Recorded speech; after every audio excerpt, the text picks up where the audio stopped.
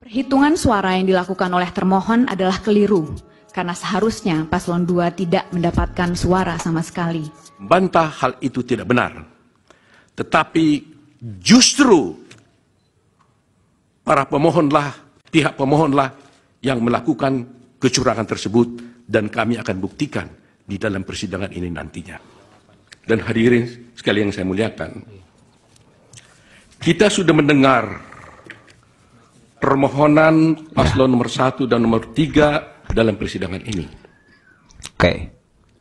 Apa yang disampaikan dalam permohonan tersebut, kita tahu penuh narasi-narasi dan asumsi-asumsi yang sedemikian rupa, yang terkesan untuk menggiring opini, seakan-akan kekalahan dari para pemohon adalah karena adanya kecurangan pemilu.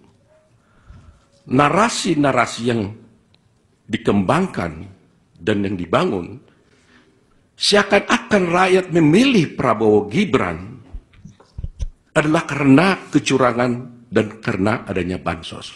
Iya, seperti itu. Terus terang, hal ini sangat menyakitkan dan melukai hati masyarakat Indonesia dan menafikan hak mayoritas rakyat Indonesia untuk menentukan pilihannya dengan bebas.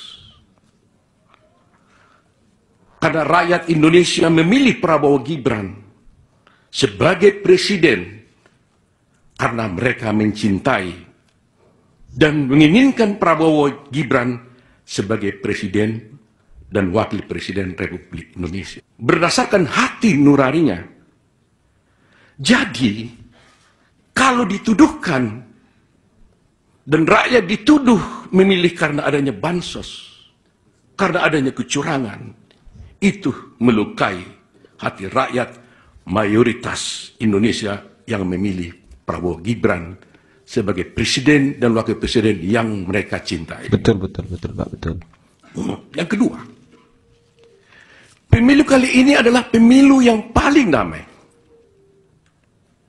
dan tentu paling baik, bukan paling buruk seperti yang disampaikan oleh para pemohon.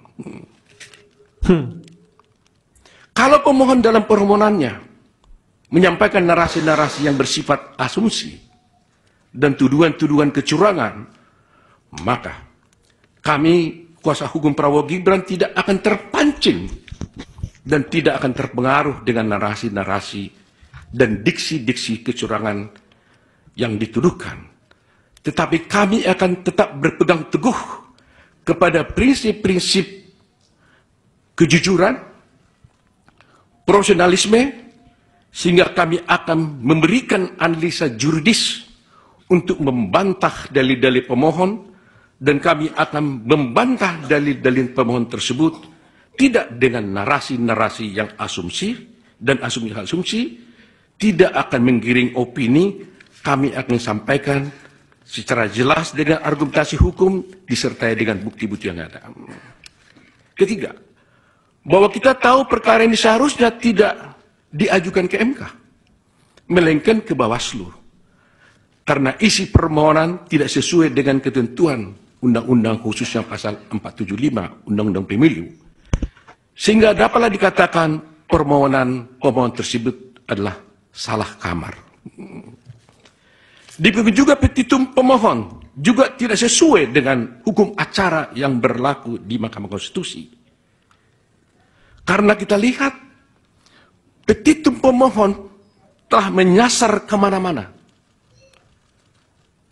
sehingga terkesan permohonan tersebut, petitum tersebut seperti petitum sapu jagat. Karena pihak-pihak yang tidak pihak pun di perkara ini telah dimintakan untuk diperintahkan oleh Mahkamah Konstitusi untuk dihukum atau diperintahkan untuk melakukan.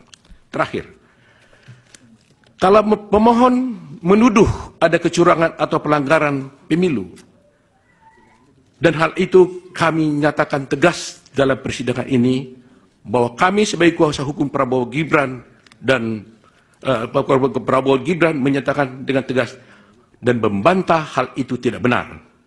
Tetapi justru para pemohonlah, pihak pemohonlah yang melakukan kecurangan tersebut dan kami akan buktikan. Yang mulia, pasal 6 ayat 3 Undang-Undang Dasar Republik Indonesia tahun 45 menyebutkan, yaitu di ayat 3, pasangan calon presiden dan wakil presiden yang mendapatkan suara lebih dari 50% dari jumlah suara dalam pemilihan umum dengan sedikitnya 20% suara di setiap provinsi yang tersebar di lebih dari setengah jumlah provinsi Indonesia dilantik menjadi presiden dan wakil presiden.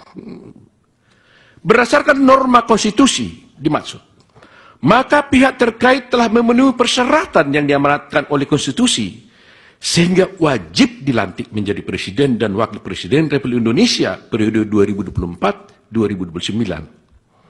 Tingginya perolehan jumlah suara yang sah diperoleh pihak terkait sudah barang tentu menunjukkan adanya kepercayaan dan keinginan begitu tinggi dari mayoritas rakyat Indonesia di hampir seluruh wilayah negara Republik Indonesia, termasuk daerah pemilihan luar negeri, guna memberikan amanat kepada pihak terkait untuk menjadi presiden dan wakil presiden Republik Indonesia 2024-2029. Rakyatlah yang dalam hal ini berdaulat menjadi penentu dari konsentrasi 3 pasangan calon presiden dan wakil presiden Indonesia, yang mana kami yakini ketiga pasangan calon adalah putra-putra terbaik yang dimiliki oleh bangsa Indonesia saat ini.